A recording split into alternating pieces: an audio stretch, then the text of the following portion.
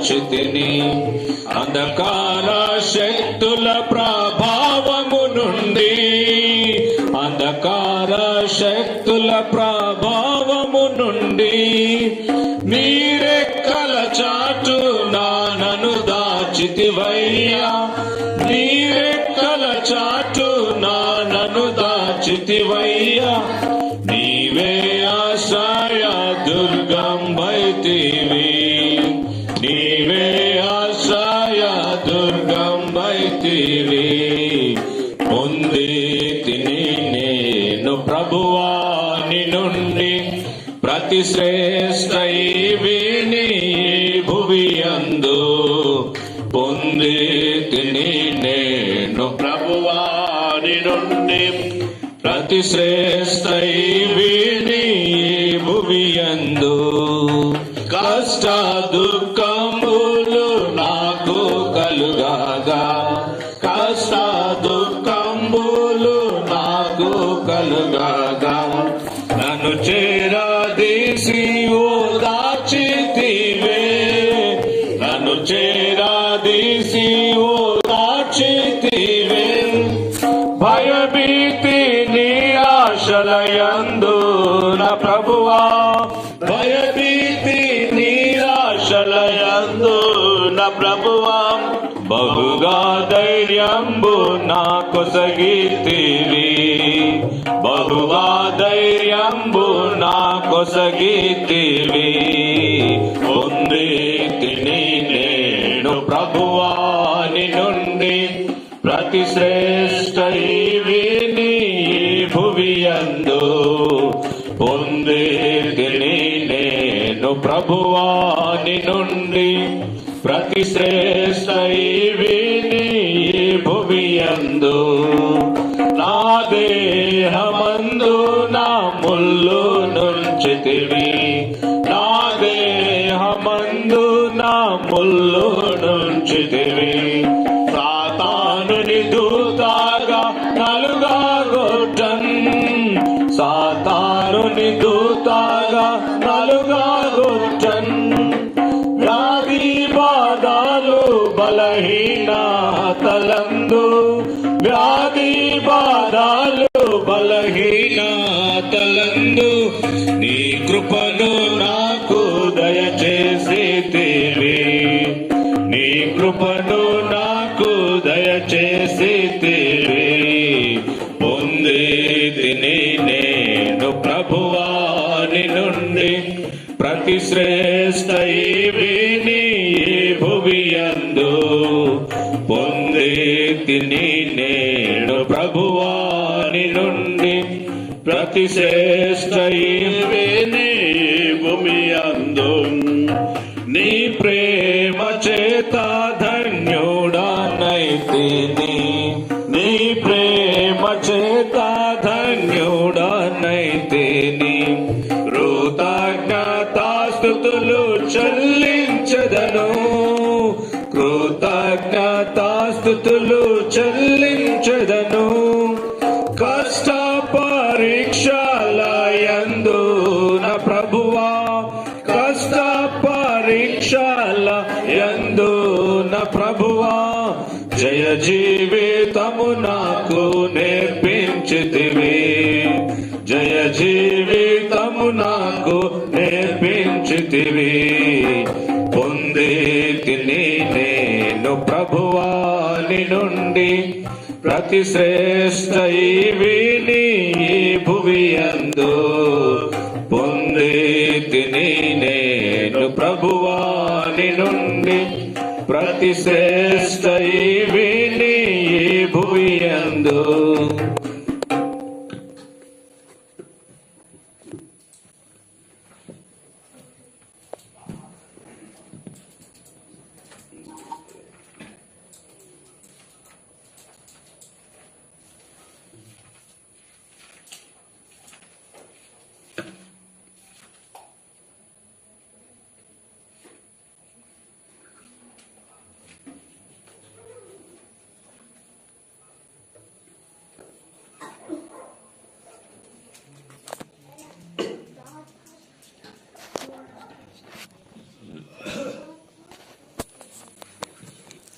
పాట సంఖ్య 132.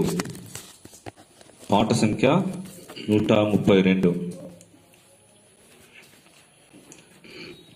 మహాగణుడు మహోన్నతుడు పరిశుద్ధుడు నిత్య నివాసి.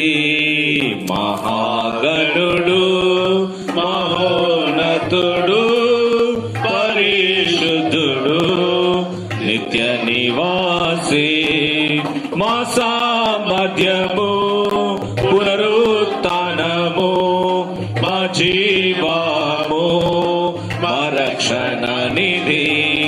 మా సామర్థ్యము పునరుత్థానము మా జీవము మా రక్షణ నిధి. మహాగణుడు మహోన్నతుడు పరిశుద్ధుడు నిత్య నివాసి. ఉన్నత పరిశుద్ధ స్థలములలో నివసించువాడు పరిశుద్ధుడు. ఉన్నత పరిశుద్ధ స్థలములలో నివసించువాడు పరిశుద్ధుడు. అయినను నలిగిన వినయపు దీన మనసులో నివసించును జీవించును. అయినను నలిగిన వినయపు దీన మనసులో నివసించును జీవించును. మహాగణుడు మహోన్నతుడు పరిశుద్ధుడు నిత్య నివాసి. మహాగణుడు మహోన్నతుడు పరిశుద్ధుడు నిత్య నివాసి. దినమెల్ల ప్రభుకై వధింప బడియున్నట్టి గొర్రెలము. దినమెల్ల ప్రభుకై వధింప బడియున్నట్టి గొర్రెలము. అయినను ప్రేమించిన ప్రేమను బట్టి పొందితిమి విజయమును. అయినను ప్రేమించిన వాని ప్రేమను బట్టి పొందితిమి విజయమును. మహాగణుడు మహోన్నతుడు పరిశుద్ధుడు నిత్య నివాసి. మహాగణుడు మహోన్నతుడు పరిశుద్ధుడు నిత్య నివాసి. మోసము శిక్షయు దుఃఖమును దరిద్రత కలిగి ఉన్నాము. మోసము శిక్షయు దుఃఖమును దరిద్రత కలిగి ఉన్నాము. అయినను సత్యము జీవము సంతోషమును ఐశ్వర్యముల్ పొందితిమి. అయినను సత్యము జీవము సంతోషమును ఐశ్వర్యముల్ పొందితిమి. మహాగణుడు మహోన్నతుడు పరిశుద్ధుడు నిత్య నివాసి. మహాగణుడు మహోన్నతుడు పరిశుద్ధుడు నిత్య నివాసి. పడిపోయి ముంటిమి అంధకారమందుంటిమిగా. పడిపోయి మేముంటిమి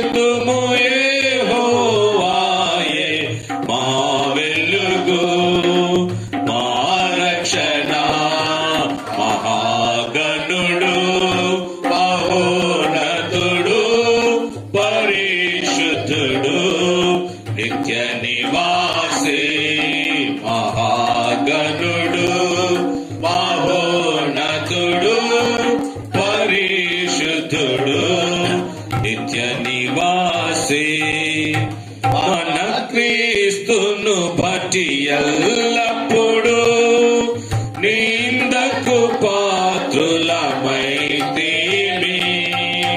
మన క్రీస్తును బట్టి ఎల్లప్పుడూ నిందకు పాత్రులమైతిమి అయినను ఎల్లప్పుడూ ఊరేగించును విజయముతో స్తోత్రములు అయినను ఎల్లప్పుడూ ఊరేగించును మమ్ము విజయముతో స్తోత్రములు మహాగణుడు మహోన్నతుడు పరిశుద్ధుడు నిత్య నివాసి మహాగణుడు మహోన్నతుడు పరిశుద్ధుడు నిత్య నివాసి సామర్థ్యము పునరుత్థానము మా జీవము మా రక్షణ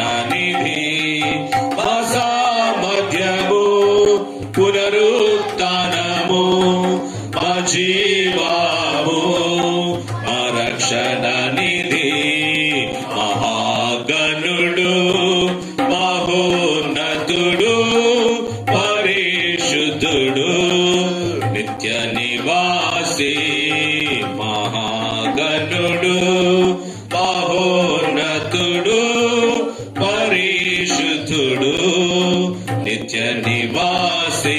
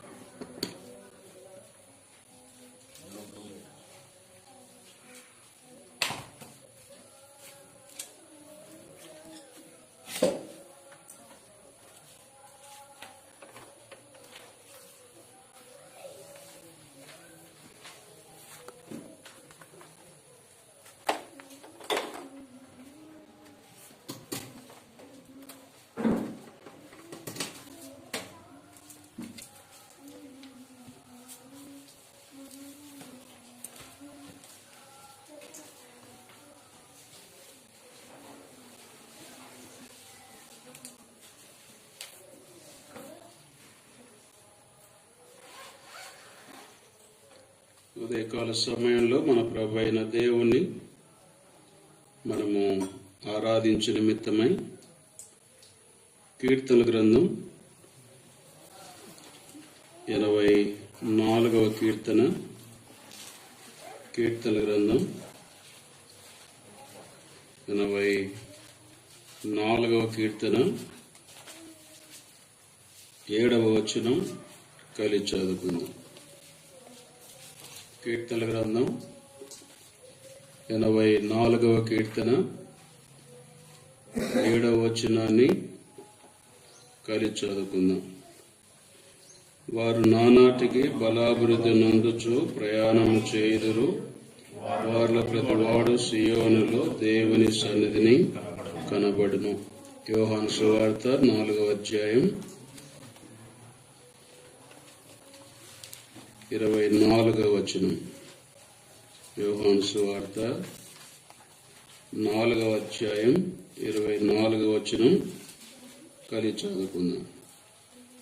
దేవుడు ఆత్మ కనుక ఆయనను ఆరాధించువారు ఆత్మతోనూ సత్యముతోనూ ఆరాధింపవలెను అనెను.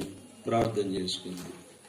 ప్రేమగల పరిశుద్ధులైన తండ్రి, ఘనమైన దేవ, సమయంలో మీ సన్నిధిలో చేరి మిమ్మల్ని స్తుతించి ఘనపరిచి ఆరాధిస్తుంటున్నాం. గత వారమంతా మీరు ఇచ్చిన కాపుదల కొరకు వందనములు. దినం ప్రభు దినమున మీ సన్నిధిలో మేము చేరడానికి ఇచ్చిన అవకాశం బట్టి వందనాలు, స్తోత్రాలు. మరి ఈ సియోను ప్రార్థన మందిరములో చిన్న మందగా మేము చేరి మిమ్మల్ని ఆరాధించుట కొరకై మీరు సమకూర్చినందుకు వందనములు.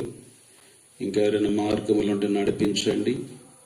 ఇంకెవరైనా ప్రభువా మరి నిర్లక్ష్య ధోరణితో ఎవరైతే ఉన్నారో వారిని కూడా దర్శించమని ప్రార్థిస్తుంటున్నాం. ఈ కరెంటు యొక్క అంతరాయం నుండి కూడా మీరు తప్పించి మీరే మహిమ పొందమని ప్రార్థన చేస్తూ కృపను కోరుకొనచ్చు. యేసుక్రీస్తు వారి నామమున ప్రార్థిస్తున్నాము తండ్రి, ఆమేన్. సమయంలో చదవబడిన వాక్య భాగములో నుండి మన ప్రభు అయిన దేవుడిని మనము ఆరాధించుకోమనుపు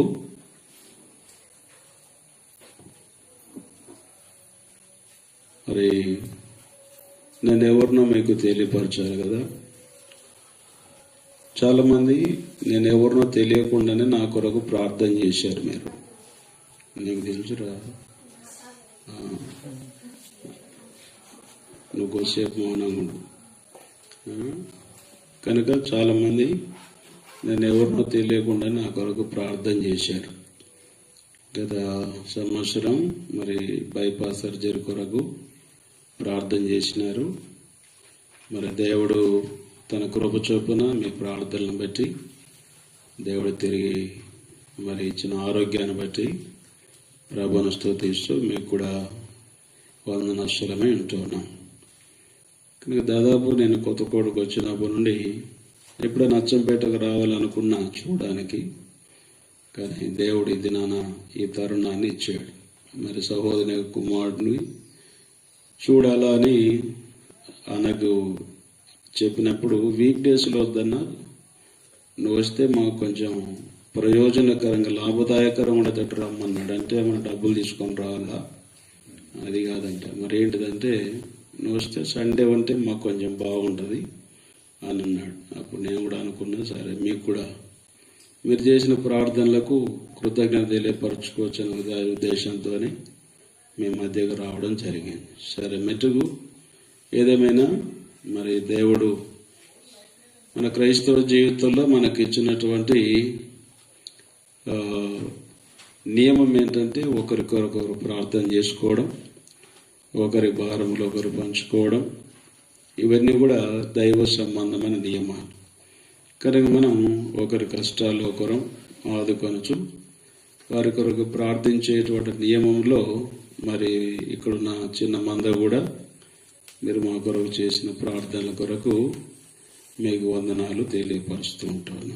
చదువుకున్న వాక్య భాగంలో గమనించినప్పుడు ఈ 84వ కీర్తన 7వ వచనములో ఒక విషయాన్ని ఇక్కడ మనం చూడవచ్చు.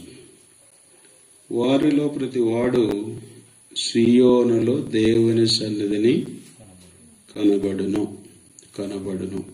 వారిలో ప్రతివాడు దేవుని సన్నిధిని, సియోనులో దేవుని సన్నిధిని కనపడాలి.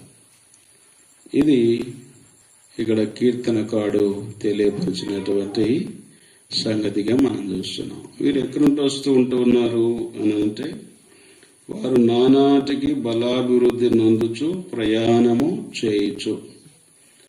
ప్రయాణములో ఉన్నారు. మరి ప్రయాణంలో వారు నానాటికి బలాభివృద్ధి పొందుతూ, బలము పొందుతూ వారి ప్రయాణాన్ని ఆరంభించినారు.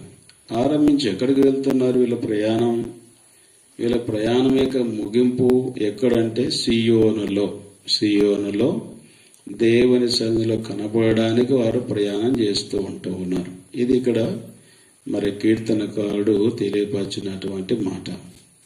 అయితే ఇప్పుడు మరి ఇక్కడ స్థానిక సంఘమైనటువంటి ఈ సియోనులో ఆరాధించేటువంటి దేవుని ప్రజలమైనటువంటి మనం ఈ చిన్న సియోనులో ఆరాధిస్తున్నటువంటి చిన్న మంద ఈ యొక్క సియోనులో ఉన్నటువంటి కుటుంబముగా మనము దేవుని సన్నిధిలో మనము కనపడాలనేటువంటి దేవుని యొక్క ఉద్దేశం. దేవుని సన్నిధిలో కనపడాలనేటువంటిది మన యొక్క ఉద్దేశం కూడా. అయితే ఇప్పుడు సియోనులో మనం కనబడక పూర్వం మనము సియోనుకు సంబంధించిన వారముగా ఉండాలి. సియోనుకి సంబంధించినటువంటి వారముగా మనం ఉండాలి. అది మరి కీర్తన గ్రంథం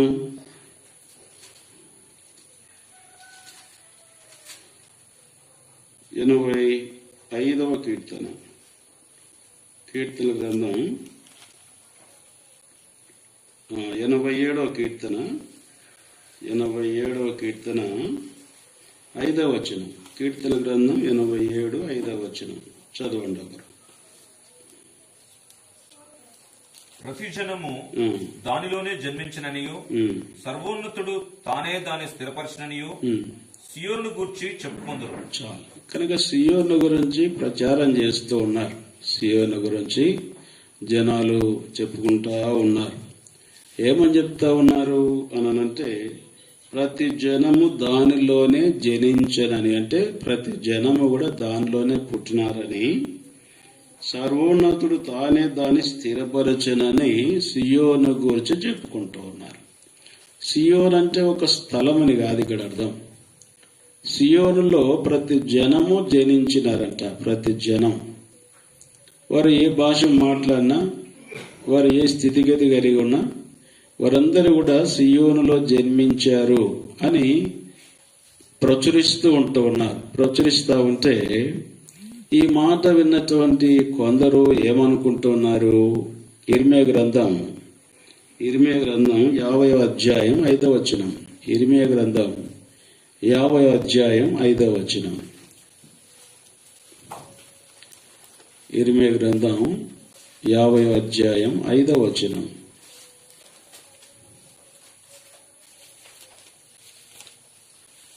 ఎన్నటికిని మరువబడిని నిత్య నిబంధన చేసుకుని యెహోవాను కలుసుకుందాము రండిని చెప్పుకొనొచ్చు. సియోను తట్టు అభిముఖులై అచ్చటికి వెళ్ళు మార్గము ఏదని అడుగుచూ వచ్చెదరు. చాలు. కనుక ఇప్పుడు ఈ ప్రచారం వినబడింది. ఏమని?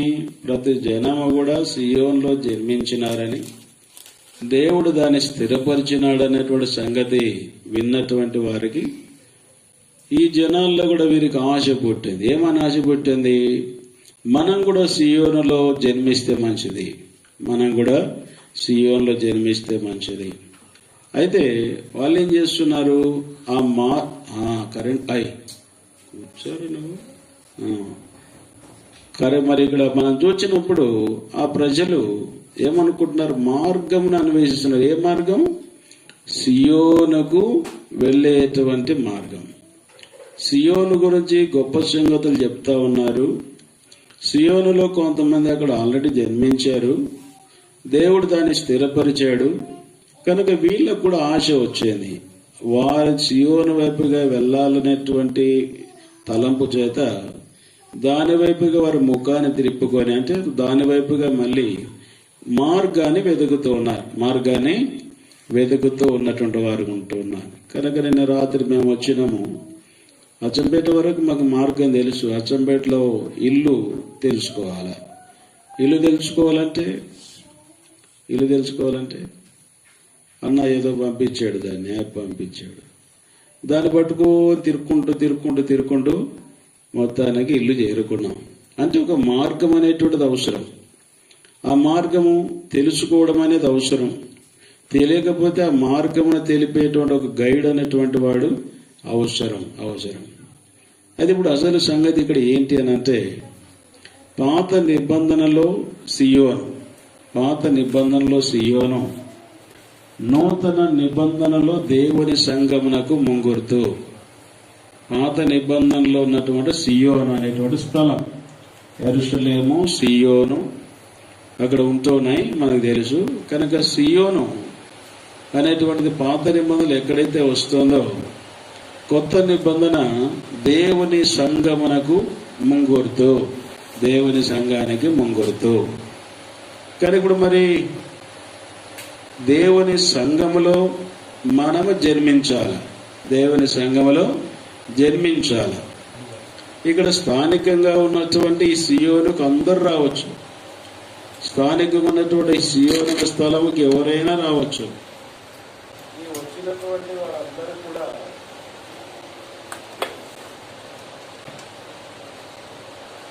వచ్చినటువంటి వారందరూ కూడా ఇక్కడ భౌతికంగా ఉన్నటువంటి ఈ సియోనులో ఒకవేళ మీరు దాఖలు కావచ్చు. వచ్చినటువంటి వారందరూ కూడా ఈ సియోనులో మీ పేర్లు అందరికీ తెలిసి ఉండొచ్చు. కొన్ని స్థలాల్లో రిజిస్టర్ల పేరు కూడా రాసుకుంటారు, మీ పేర్లు నమోదు చేసుకుంటారు మీ కొరకు ప్రార్థన చేయడానికి. అతని అవసరం చేత ఈ పరలోక సంబంధమైన ఆత్మ సంబంధమైన సంఘమైనటువంటి సియోనులో మనం సభ్యులము కాదు. మరేంటి నూతన నిబంధన ఏం చెప్పారు తెలియపరుస్తుంది అని అంటే, యోహాను సువార్త 3వ అధ్యాయం 3వ వచనం. యోహాను సువార్త 3వ అధ్యాయం 3వ వచనము. అందుకు యేసు అతనితో, ఒకడు క్రొత్తగా జన్మించితేనే కానీ అతడు దేవుని రాజ్యమును చూడలేడని. చాలు. కానీ ఇప్పుడు క్రొత్తగా జన్మించాలా. కనుక నూతన నిబంధన ఏమి తెలియపరచబడుతుందనంటే, మరి దేవుని సంఘములో నువ్వు సభ్యురాలుగా చేయబడాలి అంటే ఆ దేవుని యొక్క సంఘములో నువ్వు జన్మించాలి, నూతనముగా జన్మించాలి. చాలా మందికి ఈ నూతన జన్మల గురించినటువంటి అవగాహన ఉండదు. నూతన జన్మల గురించి తెలియపరిస్తే ఏదో వాళ్ళకు కలవడంలాగా ఉంటుంది, వాళ్ళకి తెలియదు, అర్థం కాదు. కనుక ఇప్పుడు ఈ మాట ఎవరితో చెప్తున్నారు అని అంటే, ఇక్కడ ప్రభు యేసు క్రీస్తు వారు నికోదేముతో చెప్తున్నాడు. ఎవరితో చెప్తున్నాడు? నికోదేముతో చెప్తున్నాడు. మీరు కథలాగా వినండి, అంటే ఈరోజు చాలా సేపు చెప్తారు వచ్చినా కాబట్టి మీకు బాగా వస్తుంది నాకంటే, కానీ నేను చెప్పేది ఒక కథలాగా ఉంటుంది కనుక మరి వినడానికి ప్రయత్నం చేయండి.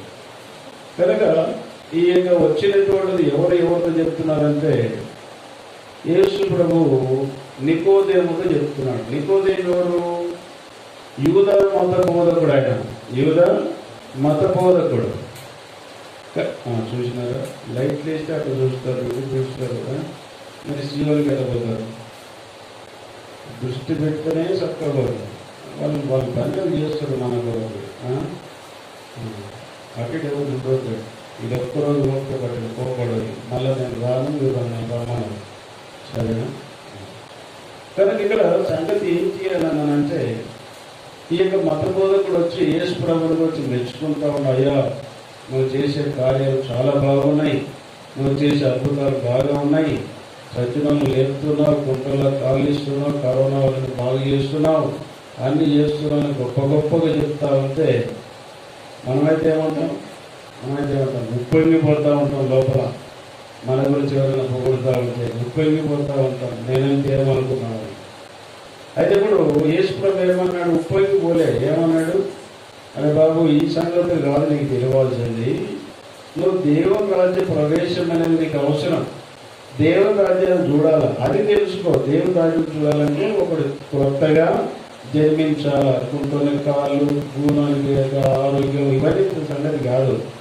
ఇవన్నీ ఉన్నా లేకున్నా ఓ రోజు ఉన్నా ఓ రోజు పోతాం. కానీ ఇది సంగతి అని చెప్పి కొత్త జన్మ గురించి ఎవరు చెప్పాడు? నికోదేము చెప్తే నికోదేము ఏమనుకున్నాడు? అరే నేను ఆల్రెడీ ముసలోని అయిపోయినా, మళ్ళీ తల్లి గర్భంలోకి వెళ్ళి మళ్ళా నేను జన్మించాలా, ఇదేం సంగతి? ఇట్లా చెప్తాడు ఏంటంటే, అప్పుడు యేసు ప్రభు ఏం చెప్పాడు? 4వ వచనం. అందుకు నికోదేము, ముసలివాడైన మనుషుడు ఎలాగో జన్మింపగలడు? రెండవ మారు తల్లి గర్భమందు ప్రవేశించి జన్మింపగలడా అని ఆయన అడిగితే యేసు ఇట్లనెను, ఒకడు నీటి మూలంగాను ఆత్మ మూలంగాను జన్మించితే గాని దేవుని రాజ్యంలో ప్రవేశింపలేడని నీతో నిశ్చయంగా చెప్పుచున్నాను. ఒకడు నీటి మూలముగా ఆత్మ మూలముగా, శరీరముగా మనము తల్లిదండ్రుల ద్వారా శరీరం ద్వారా మనం జన్మించినాం. ఇది శరీర సంబంధమైన జన్మ. అయితే ఇప్పుడు మరుజన్మ హిందువులు అనుకుంటాం, చచ్చిపోయినాక మరల పుడతా, ఆ జన్మ కాదు ఇది. మనం లోకంలో ఉన్నప్పుడే కొత్త జన్మ, నూతన జన్మ. ఎట్లంటే ఇది నీటి మూలముగా ఆత్మ మూలముగా. నీరు అనేది అనేటువంటి మాటను బట్టి చాలాసార్లు ఏం చేస్తారని అంటే, మేము బాప్టిజం తీసుకుంటే మేము పరలోకానికి పోతామని నీళ్ళలో మునగడానికి వస్తారు చాలా మంది. బాప్టిజం తీసుకుంటే చాలా మంది పాడని ప్రభావం అంటే బాప్తీసం గురించి చెప్తే ఆ వచనం రాస్తారు, నీటి మూలంగా జన్మించమన్నాడు కదా, అందుకొరకు మేము బాప్తీసానికి వచ్చినామంటారు చాలా మంది తెలియదు. కానీ ఇక్కడ నీరు అనేది ఇక్కడ దేవుని యొక్క వాక్యం, దేవుని యొక్క వాక్యం. దేవుని యొక్క వాక్యం మనకు వినబడినప్పుడు, దేవుని వాక్యాన్ని మనము స్వీకరించినప్పుడు, ఈ దేవుని వాక్యం ఏం చేస్తుంది అని అంటే మనల్ని, మరి దేవుని వాక్యం అనేది 2వ పేతురు పత్రికలో రాయబడతారు. 1 పేతురు 3లో అది అక్షయ బీజము, విత్తనముతో పోలుస్తూ ఉన్నాడు. ఈ విత్తనం మనం భూమిలో వేసినప్పుడు ఏమొస్తుందంట? మొలక వస్తుంది.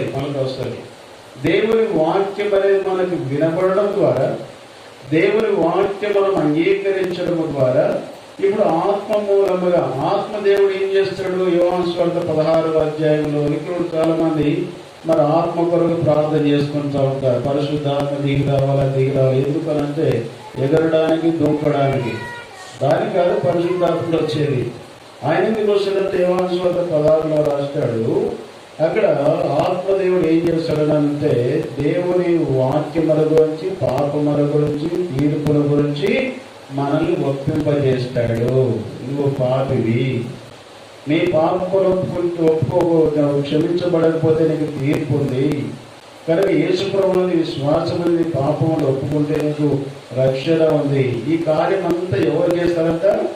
ఆత్మదేవుడు జరిగిస్తాడు. అంటే ఆల్రెడీ మనలో ఆత్మ ఉంది. మళ్ళీ ఆత్మ కొరకు మనం వేచి ఉండాల్సిన పనులు గంటల తరబడి ఆత్మది మనలో ఉంది. నరుని ఆత్మ యెహోవా పెంచిన దీపం కనుక ఈ ఆత్మ ఏం చేస్తుందంటే మనల్ని ఒప్పింప చేయడం ద్వారా ఇప్పుడు ఏమవుతుందో మనము ప్రభువైన యేసు క్రీస్తుని మనం అంగీకరిస్తున్నాం. యోహాను సువార్త 1వ అధ్యాయం 12వ వచనం. యోహాను సువార్త 1వ అధ్యాయం 12వ వచనం. తను ఎందరు అంగీకరించిరో వారందరికీ, అనగా ఆయన తన నామమునందు విశ్వాసం ఉంచిన వారికి దేవుని పిల్లలగటకు ఆయన అధికారము అనుగ్రహించెను. అందరూ అంగీకరించారు. వాక్యం అందరికి వినబడతా ఉంది. వాక్యం వినబడడంలో ఏమీ భేదాభిప్రాయం లేదు. తర్వాత ఆత్మ అందరిలో కాబట్టి ఆత్మదేవుడు అందరినీ ఒప్పింపజేస్తాడు. కానీ కొందరేమో హృదయాన్ని కఠినపరుచుకుంటారు. అందుకోసం ఇక్కడ మరి చాయిస్ ఏంటంటే తను ఎందరు అంగీకరించడు. ఎవరైనా పోరలేదు. ప్రతి జనం, ఏ ఊరైనా, ఏ భాష అయినా, మరి ఎక్కడికి సంబంధించిన వారైనా ఎవరైతే తను అంగీకరిస్తారో, విశ్వాసం ఉంచుతారో వారు ఏమవుతారంట? దేవుని పిల్లలవుతారు. దేవుని కుటుంబంలో సభ్యులుగా వారు చేయబడతారు. వీళ్ళు ఎవరంతా? 13వ వచనం, యోహాను సువార్త 1:13. వారు దేవుని వలన పుట్టినవారే గాని రక్తము వలనైనను శరీరేచ్ఛ వలనైనను మానుషేచ్ఛ వలనైనను పుట్టినవారు కారు. కనుక ఎవరంటే వీళ్ళు దేవుని వలన పుట్టినవారు. అంటే దేవుని వాక్యమైన బీజము విత్తడం ద్వారా పరిశుద్ధాత్మ దేవుడు జరిగించిన కార్యాన్ని బట్టి నీ పాపములను ఒప్పుకోవడం ద్వారా నువ్వు పరలోక సంబంధమైన కుటుంబములో సభ్యుడుగా, లేక పరలోక సంబంధమైన దేవుని సన్నిధిలో ఆయన కుమారుడుగా, పిల్లలుగా నీకు అధికారం. అంటే ఇక్కడ శరీరేచ్ఛ వలన కాదు. ఈ యొక్క సంఘంలో లేకపోతే ఈ యొక్క ప్రాంగణంలో ఎవరైనా రావచ్చు. వచ్చినటువంటి మనలో కూడా మేమందరం సియోనుకు సంబంధించిన వాళ్ళని చెప్పుకోవడానికి వీళ్ళే. ఇక్కడున్న సియోనుకు సంబంధించిన వాళ్ళని మీరు ఉండొచ్చు, కానీ పరలోక సంబంధమైన సియోనులో సభ్యులుగా చేయబడిన వారు కాదు. అది ఇక్కడ మొదటి సంగతి ఏదంటే ప్రభును మనం స్తుతించడానికి ఉదయకాలం, ప్రభును మనం ఆరాధించడానికి మొదటి కారణం ఏదంటే ప్రభు అయినటువంటి దేవుడు తాను ఇచ్చినటువంటి వాక్యాన్ని బట్టి, లేక పరిశుద్ధాత్మ దేవుడు మనలో జరిగించినటువంటి కార్యం చేత మనం ఆయన అంగీకరించినటువంటి కారణాన మనం ఏమైనామంట? సియోనులో మనము జన్మించినాము. సియోనులో జన్మించినటువంటి మనము ఇప్పుడు ఏమవుతుందంట? ఇప్పుడు ఎవరు మనకు తండ్రిగా ఉంటాడు?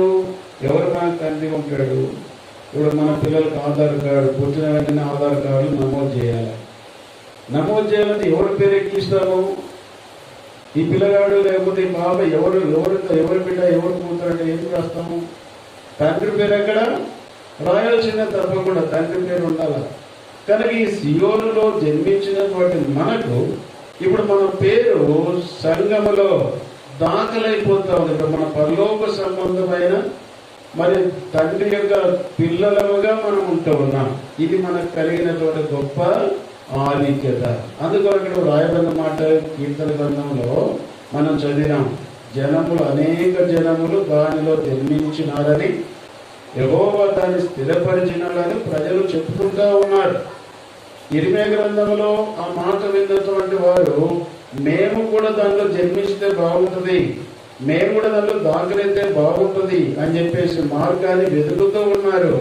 ఆ మార్గం నూతన నిబంధనలో ఏంటంట, ఎవరైతే తిరిగి జన్మించినారో వారు సియోనులో జన్మించినటువంటి వారు.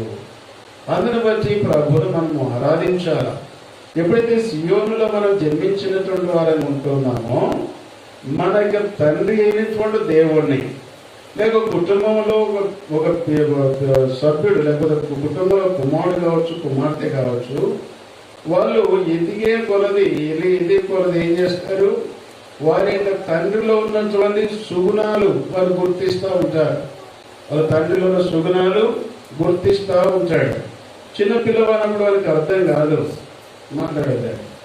కొంచెం మరి మాట్లాడేటువంటి వయసు వచ్చేలోపుగా మరి వాళ్ళ తండ్రిని గురించి మాట అంటారు. లేదంటే మా నాయన నాకు చాక్లెట్ తెస్తాడు, నేను అడిగినంతా తెస్తాడు. ఎట్లా తెలిసింది నీకు అని అంటే దినాలు గడిచే కొలది వాళ్ళ తండ్రిని గురించి వాళ్ళకి బాగా తెలిసిపోతుంది.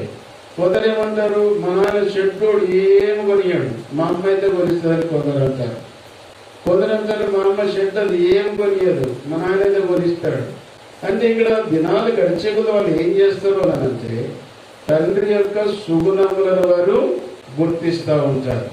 కనుక కారణం చేత ఈ కీర్తన 84వ కీర్తనలో ఎవరైతే సియోనులో జన్మించినారో, ఎవరైతే యాత్రలో వారు వెళుతూ ఉంటూ ఉన్నారో, ఈ కీర్తనలో వాళ్ళు తమ తండ్రి అయినటువంటి దేవుణ్ణి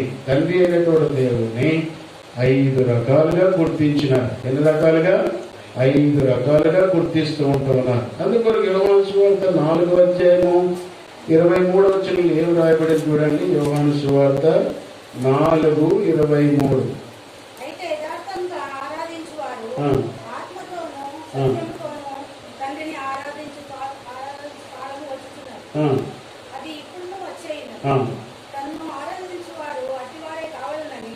చాలా 22వ వచనం.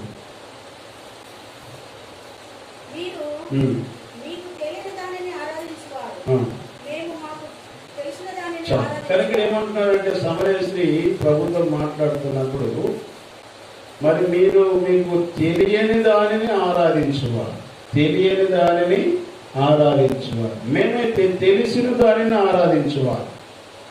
మా తండ్రి ఎలాంటి వాడో నాకు తెలుసు, బాగా తెలుసు, నేను అనుభవించినాను కాబట్టి మా తండ్రిని గురించి నేను బాగా చెప్పగలను. కనుక ఈ కీర్తనలో మనం వచ్చినప్పుడు వీళ్ళు తమను ఈ సియోనులో దాఖలైనటువంటి వారు, దేవుని సంఘములో సభ్యులైనటువంటి వారు, మరి పరలోక సంబంధమైన దేవుని పిల్లలుగా చేయబడినటువంటి వారు తమ తండ్రిని గురించి 5 విషయాలు గుర్తిస్తూ ఉంటూ ఉన్నారు. దాంట్లో మొదటి సంగతి ఏం చేయాలంటే 84వ కీర్తన మొదటి వచనం సైన్యములకు అధిపతియగు యెహోవా నీ నివాసములు ఎంత రమ్యములు. కనుక తర్వాత 3వ వచనం సైన్యములకు అధిపతియగు యెహోవా 8వ వచనం యెహోవా సైన్యములకు అధిపతియగు దేవా నా ప్రార్థన ఆలకింపుము.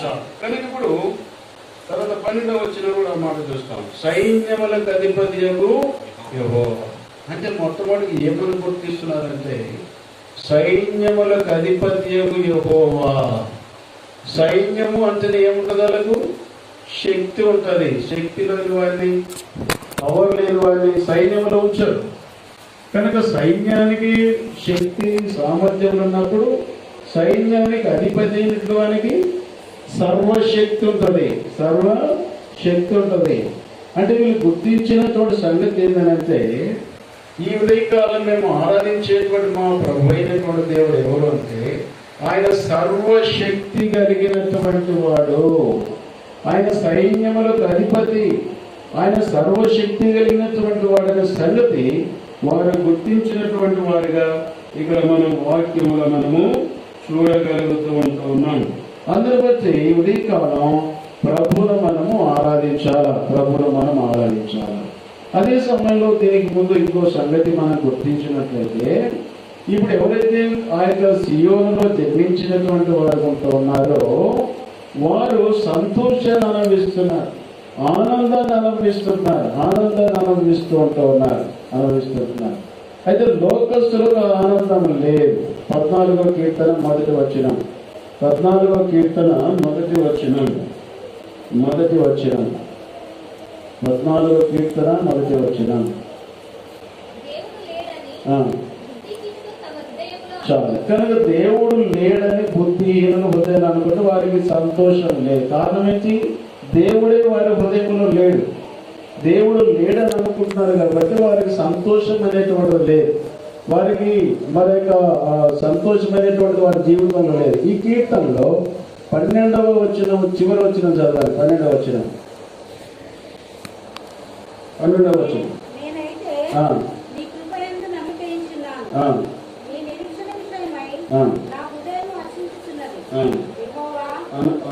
ఇరవై 24వ కీర్తన 12, 24:12.